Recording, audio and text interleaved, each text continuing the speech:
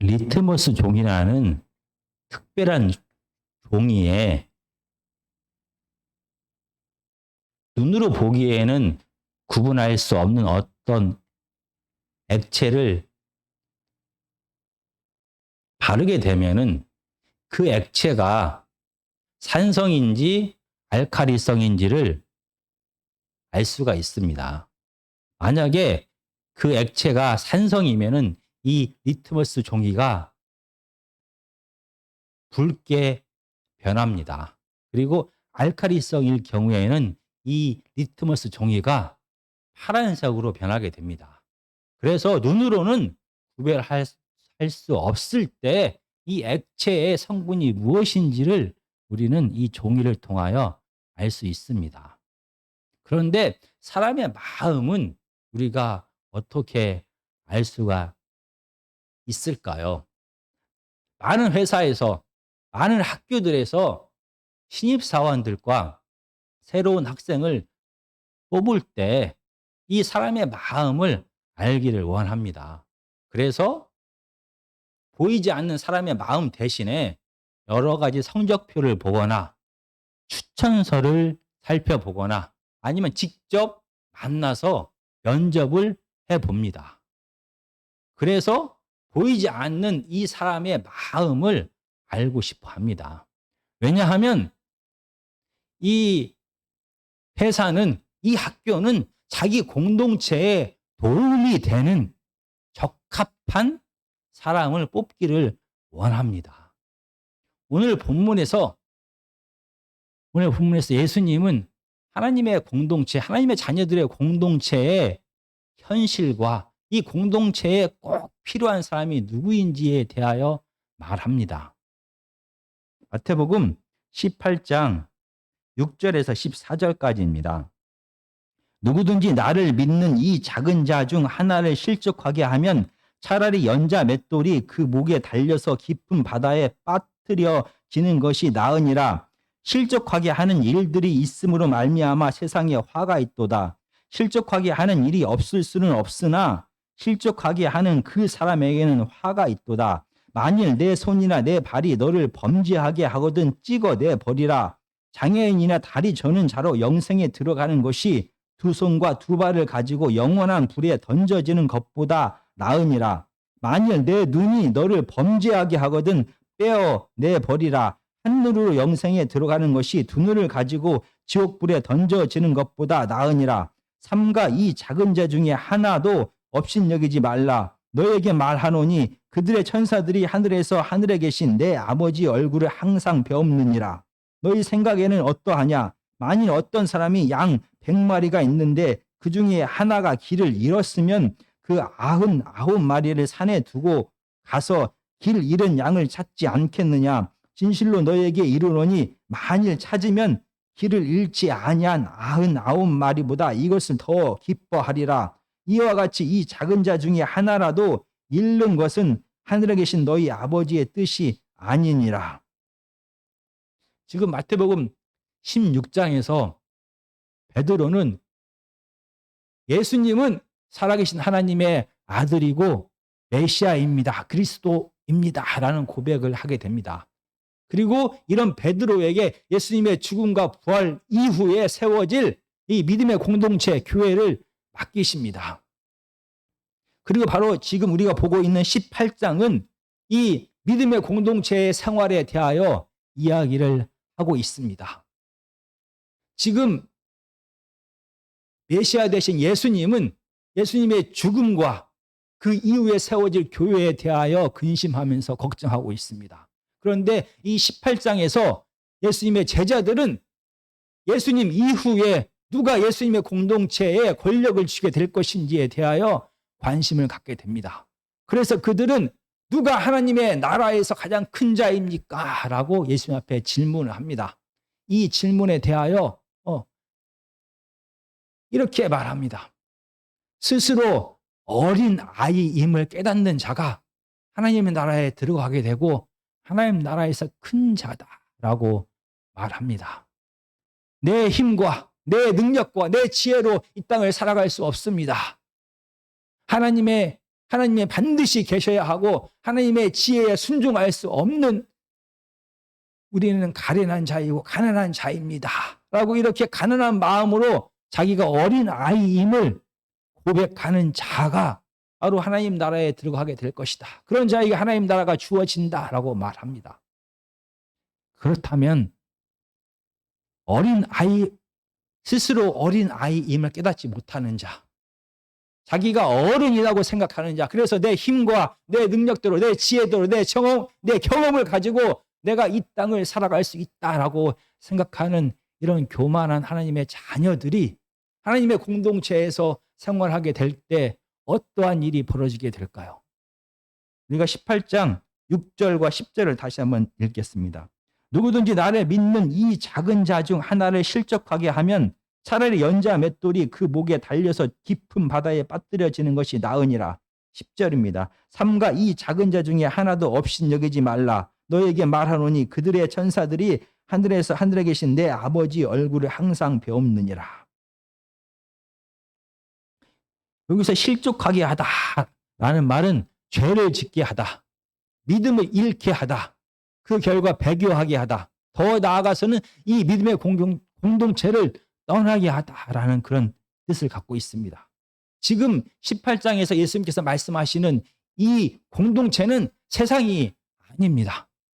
바로 6절에 보면 나를 믿는 이 작은 자 중 하나라고 말합니다. 이미 믿음의 공동체 안에 속해 있는 이 세상의 기준으로 보기에 작은 자에 대하여 말하는 것입니다. 세상에서는 물질을 가진 자, 명예를 가진 자, 권력을 가진 자, 건강한 자, 힘이 있는 자, 외모가 아름다운 자, 이런 자들이 큰 자입니다. 그리고 하나님의 공동체, 믿음의 공동체 안에도 세상의 기준으로 봤을 때 연약하고 어린 아이와 같은 자들이 있다라고 말합니다. 그리고 스스로 어른이다라고 생각하는 자, 그래서 자기의 죄성에 따라서 세상의 질서대로 다른 사람들을 판단하는 이 교만한 자들이 하나님의 공동체 안에서 세상의 기준으로 볼 때 무시해도 될 만한 자들을 실족하게 할 것이다 라고 예수님은 미리 경고하신 것입니다.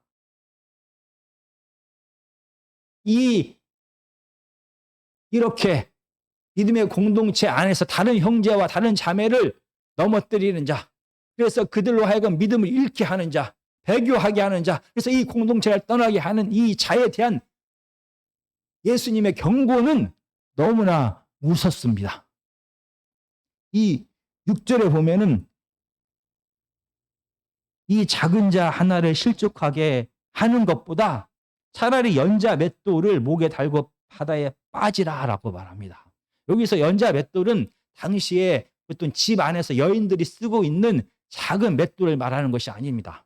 더 큰 맷돌, 나귀가 이 맷돌을 돌리는 큰 맷돌을 말합니다. 그리고 당시 그리스 로마 법에 의하면은 실질적으로 부모를 살인한 자, 그리고 나라에 반역한 자, 이렇게 중한 죄를 진 자들은 연자 맷돌에 실질적으로 목을 매어서 바다에 빠뜨려 죽이는 실질적인 그런 형벌이 있었습니다.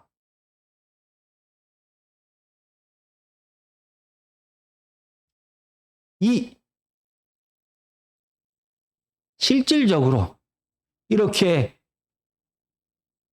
형제나 자매를 실족하게 하는 자에 대하여 이렇게 중한 벌을 받게 될 것이다 라고 예수님은 말씀하십니다. 그리고 거기에 더해서 이 세상에서의 사형 선고뿐만이 아니라 영원의 징벌을 받게 될 것이다 라고 말합니다. 그래서 7절부터 8절까지는 계속해서 영원한 불에 떨어지게 될 것이다, 지옥불에 떨어지게 될 것이다 라는 이야기를 말합니다.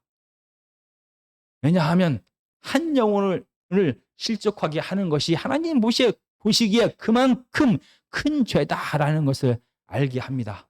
그래서 이렇게 한 영혼을 실족하게 하느니 우리의 표정이, 우리의 눈이, 우리의 말이, 우리의 행동이 교회 안에 있는, 믿음의 공동체 안에 있는 한 형제와 자매를 실족하게 하는 것보다 눈을 빼버리는 것이, 손과 발을 절단하는 게 훨씬 낫다라고 말합니다. 이 말은 실질적으로 눈을 빼거나 손과 발을 끊어버리라는 말이 아닙니다. 그만큼 한 형제의 자매를 실족하게 하는 죄가 얼마나 큰지를 말합니다. 그래서 결단하고 또 결단해서 이러한 중한 죄를 범해서는 안 된다라고 말하는 것입니다. 지금 오늘 본문은 자기가 스스로 어린 아이임을 깨닫지 못하는 자, 스스로가 어른이다라고 생각하는 자, 그래서 내 힘과 내 능력과 내 경험으로 살아가는 자, 내 육체가 원하는 대로 내 죄성에 따라서 순종하면서 살아가는 자들이 하나님의 공동체 안에서 세상의 기준으로 볼 때 무시해도 될 만한, 멸시해도 될 만한 연약한 자들을 실족하게 할 것이다 라고 말합니다.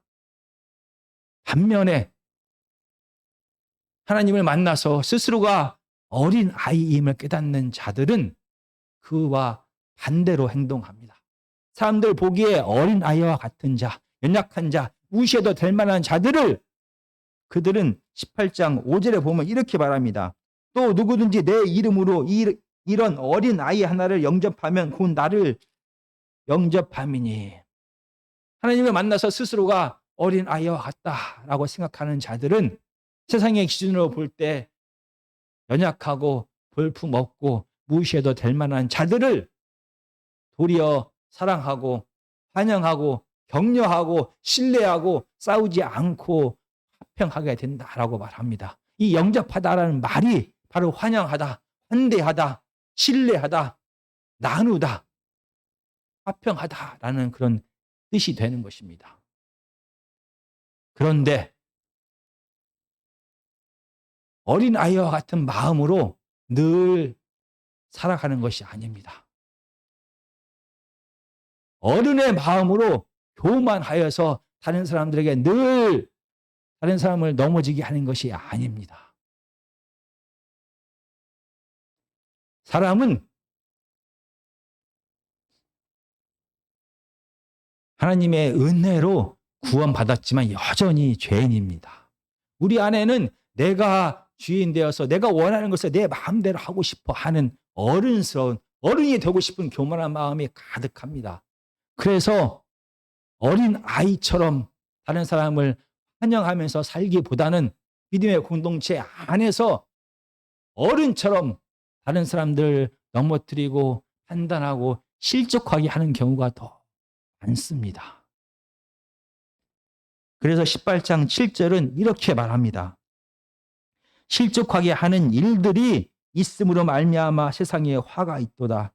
실족하게 하는 일이 없을 수는 없으나. 왜냐하면 실족하게 하는 일들이 믿음의 공동체 안에서 없을 수가 없다라고 말합니다. 그 이유는 하나님의 공동체 안으로 우리가 들어오게 될 때 하나님의 은혜로 들어왔다는 것입니다. 내 성품으로, 내 능력으로, 내 선한 행동으로 하나님의 공동체 안에 들어온 것이 아니라 하나님의 은혜로 값없이 이 공동체 안에 들어오게 되었습니다. 그래서 이 믿음의 공동체 안에는 완전한 의인들의 모임이 아니라 용서받았지만 여전히 죄인인 사람들의 모임이 바로 믿음의 공동체인 것입니다. 그래서 이 믿음의 공동체 안에는 서로가 서로를 상처 주고 서로가 상처를 받고 넘어지고 넘어뜨리고 하는 이 부서지고 깨어지는 관계가 계속된다라고 성경은 말합니다. 그래서 오늘 18장 12절부터 14절까지는 그렇다라고 하면 이 믿음의 공동체 안에서 이 부서지고 깨어지고 여전히 문제가 있는 이 믿음의 공동체 안에서 어떻게 살아가야 되는지에 대하여 특별한 비유를 통해서 예수님은 다시 한번 말씀하십니다. 18장 12절부터 14절까지를 제가 다시 읽겠습니다. 너희 생각에는 어떠하냐? 만일 어떤 사람이 양 100마리가 있는데 그 중에 하나가 길을 잃었으면 그 99마리를 산에 두고 가서 길 잃은 양을 찾지 않겠느냐? 진실로 너희에게 이르노니 만일 찾으면 길을 잃지 아니한 99마리보다 이것을 더 기뻐하리라. 이와 같이 이 작은 자 중에 하나라도 잃는 것은 하늘에 계신 너희 아버지의 뜻이 아니니라. 지금 이 양 100마리와 잃어버린 양 1마리의 비유는 이 마태복음 18장에만 나오는 것이 아니라 누가복음 15장 1절부터 14절에도 같은 비유가 나옵니다. 제가 읽어보겠습니다. 누가복음 15장 1절부터 4절까지입니다. 모든 세리와 죄인들이 말씀을 들으러 가까이 나아오니 바리새인과 서기관들이 수군거려 이르되 이 사람이 죄인을 영접하고 음식을 같이 먹는다 하더라. 예수께서 그들에게 이 비유로 이르시되 너희 중에 어떤 사람이 양 100마리가 있는데 그 중에 하나를 잃으면 99마리를 들에 두고 그 잃은 것을 찾아내기까지 찾아다니지 아니하겠느냐. 이 같은 이 비유를 누가복음 15장에서도 말합니다. 그런데 이 누가복음 15장의 비유와 마태복음 18장의 이 비유는 강조하는 부분이 전혀 다릅니다. 이 누가복음 15장에서 이 잃어버린 양의 비유는 누구에게 말씀하신 것이냐면 바리새인들과 서기관들에게 말합니다. 그들에게, 왜냐하면 그들은 메시아라고 말하는 거룩하신 예수님이 죄인들과 세리와 늘 함께합니다. 그들을 찾아다닙니다. 이런 모습을 보고 비판하자 그들에게 왜 예수님이 바리새인들에게 죄인과 세리들을 찾아다니는지에 대하여 설명하는 것입니다. 그리고 여기서 죄인, 잃어버린 양은 이미 잃어버렸습니다. 하나님의 백성, 하나님의 공동체 안에 있지 않은 자들입니다. 그래서 이 죄인들을 찾기 위하여 죄인과 세리들을 찾아서 예수님은 다니셨습니다. 그래서 쉽게 말하면 누가복음 15장에서 말하고 싶었던 것은 복음 전도에 대한 것을 말합니다. 반면에 이 마태복음 18장은 다릅니다. 마태복음 18장 12절과 14절은 누구에게 말하는 것입니까? 이 비유는 예수님의 제자들에게 말합니다. 이 비유는 이미 하나님의 믿음의 공동체 안에 있는 형제 자매들에게 말하는 것입니다.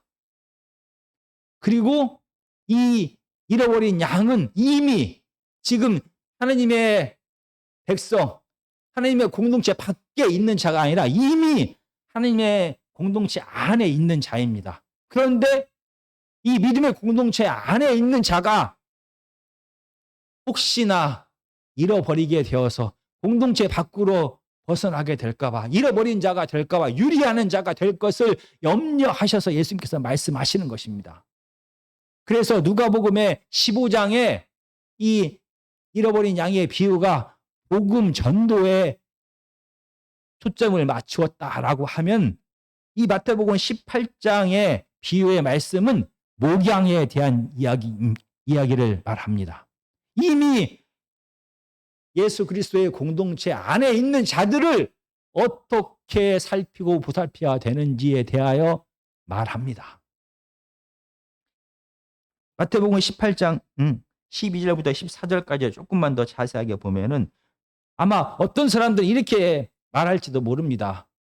그러면 잃어버리지 않은 자 99명은 어떻게 되는 것입니까? 라고 말합니다. 99명은 지금 산에 놓았다라고 말하는데 그들은 안전한 것입니까? 라고 말합니다. 그런데 당시 배경을 생각하면은 이 99마리의 양은 안전합니다. 왜냐하면 양을 칠 때 보통 목자들은 혼자 가지 않습니다. 여러 다른 목자들과 함께 이 양을 치러 갑니다. 그래서 아마 잃어버린 양을 찾으러 갔을 때 다른 목자에게 부탁했을 가능성이 있습니다. 그리고 또 다른 가능성은 이 100마리나 되는 양 가운데서 한 마리가 없어진 것을 어떻게 이 목자는 알게 되었을까요? 아마 양의 푸른 초장과 물가로 인도한 다음에 다시 안전한 양 우리로 다 데리고 왔을 것입니다. 그리고 양이 다 왔는지를 세어보았을 것입니다. 양 우리 속에서 안전한 장소에서 세어보니까 한 마리가 비는 것입니다. 그래서 99마리를 안전한 양 우리에 놓아두고 한 마리를 찾아 나갔을 것입니다. 오늘 본문 마태복음 18장 이 비유가 말하고 싶었던 것은 이 잃어버리지 않은 99마리에 대하여 말하고 싶은 것이 아닙니다. 오늘 이 비유는 이 잃어버린 자, 그래서 유리하고 있는 자, 그래서 어쩌면은 지금 찾지 않으면은 이 공동체를 떠나게 될지도 모르는 이 현재 지금 헤매고 있는 이 양에 대하여 얘기하고 있는 것입니다. 이 목자는 빨리 다시 왔던 길을 되돌아가서 양을 찾아야 합니다. 왜냐하면 목자의 시야에서 벗어난 양은 아마 늑대나 도둑들의 먹이가 될 가능성이 많습니다. 그래서 목자는 허겁지겁 늑대나 도둑이 이 양을 삼키지 못하도록 헐떡거리면서 힘들게 찾아다니고 있는 것입니다. 힘쓰고 애쓰고 찾고 또 찾아야 어쩌면 이 잃어버린 양을 찾을지도 모릅니다. 그런데 어떤 목자가 만약 다시 이렇게 힘쓰고 애쓰고 돌아가서 어디에 있는지도 모르는 양을 찾는 수고를 하기를 포기하고 그냥 이미 안전하게 있는 99마리의 양에게 만족하고 있다라면 그는 참 목자가 아닌 것입니다. 힘들고 어렵고 고달프고 많은 노력이 필요할지라도 다시 왔던 길을 되돌아가서 목청껏 자기 양을 찾고 또 찾고 또 찾고 또 애쓰고 또 애쓰는 자가 목자인 것입니다. 바로 이런 목자의 마음이 오늘 18장 14절은 아버지의 마음이다라고 말합니다. 18장 14절은 이렇게 말합니다. 이와 같이 이 작은 자 중에 하나라도 잃는 것은 하늘에 계신 너희 아버지의 뜻이 아니니라. 하늘에 계신 우리 아버지의 뜻은 사람들 보기에 작아 보이는 한 마리의 양이라도 결코 잃지 않는 것, 그게 바로 하나님 아버지의 뜻이다라고 말합니다. 그래서 하나님 아버지는 이 잃어버린 양을 포기할 수가 없습니다. 또 찾고 또 찾고 또 찾아다닐 수밖에 없습니다. 왜냐하면 아버지는 자녀를 결코 포기할 수가 없기 때문입니다. 오늘 마태복음 18장은 믿음의 공동체의 현실에 대하여 말합니다. 우리가 하나님의 은혜로 하나님의 자녀가 되었습니다. 그러나 여전히 우리 안에는 죄성이 가득합니다. 그래서 세상의 기준대로, 세상의 질서에 따라서 우리의 죄성이 이끄는 대로 살아갈 때가 너무나 많습니다. 그래서 하나님의 믿음의 공동체 안에서도 생명과 기쁨과 사랑만이 넘치는 것이 아니라 때로는 서로가 서로에게 상처를 주고 서로가 서로를 넘어뜨리고 누군가에 의해서 넘어짐을 당하고 아픔을 겪으면서 함께하는 공동체가 바로 이 믿음의 공동체다라고 말합니다.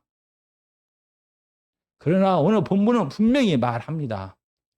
이 믿음의 공동체 안에 있는 하나님의 모든 형제 자매는 바로 하나님의 자녀다라고 말합니다. 하나님의 자녀이기 때문에 하나님 아버지는 이 천하보다 이 한 영혼을 소중하게 생각합니다. 그래서 하나님 아버지는 이 믿음의 공동체 안에 있는 한 형제 자매가 다른 형제 자매를 무시하고 실족하게 하는 것을 그냥 내버려 둘 수가 없습니다. 실족하게 하는 죄, 죄를 짓게 하는 자, 믿음을 잃게 하는 자, 배교하게 하는 자, 그래서 이 공동체를 떠나게 하는 자에 대하여 무거운 책임을 묻겠다라고 성경은 말합니다.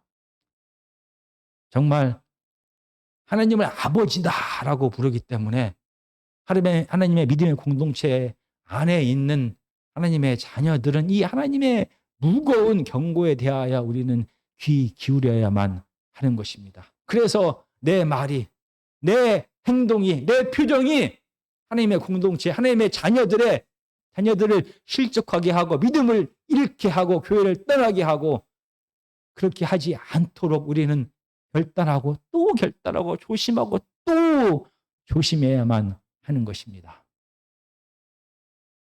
그런데 우리 안에는 뿌리 깊은 죄성이 있습니다.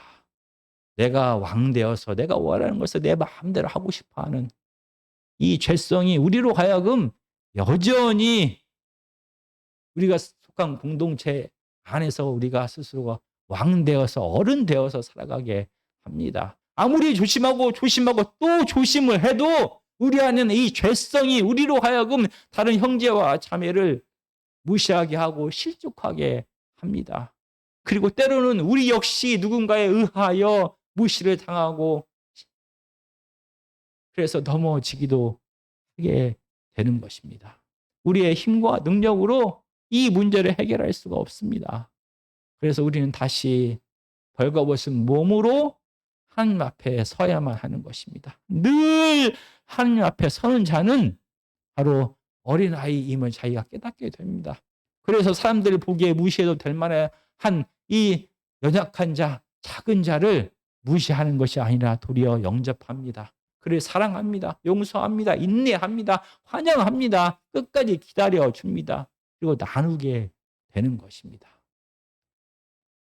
정말 살아계신 하나님을 매일마다 만나는 자는 이 하나님과의 깊은 교제를 통하여 하나님의 마음을 알게 됩니다.